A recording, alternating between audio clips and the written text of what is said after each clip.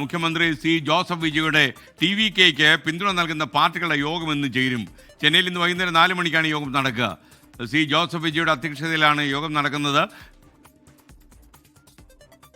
TVK സർക്കാർ രൂപീകരിച്ച് 1.5 മാസം പിന്നിടുമ്പോഴാണ് പിന്തുണ നൽകിയ പാർട്ടികളുടെ യോഗം ചേരുന്നത്. കോൺഗ്രസ്, മുസ്ലിം ലീഗ്, VCK പാർട്ടികളാണ് TVK ഭരണത്തിൽ പങ്കാളികളായത്. ഇടതു പാർട്ടികൾ പുറത്തുനിന്നാണ് പിന്തുണ നൽകുന്നത്. DMK സഖ്യം വിട്ട MDMK ഇതുവരെ നിലപാട് വ്യക്തമാക്കിയിട്ടില്ല. എന്നാൽ ഇന്ന് നടക്കുന്ന യോഗത്തിലേക്ക് MDMK അധ്യക്ഷൻ വൈക്കോയെ TVK ക്ഷണിച്ചിട്ടുണ്ട്. 2 MLA-മാരാണ് MDMKയ്ക്കുള്ളത്.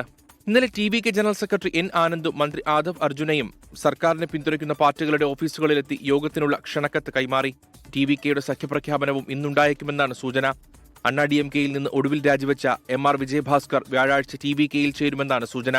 ADMKയുടെ 6 MLA-മാരാണ് ഇതുവരെ രാജിവെച്ചത്. 4 പേർ TVK അംഗത്വം സ്വീകരിച്ചു കഴിഞ്ഞു.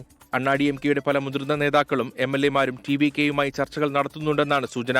24 ചെന്നൈ.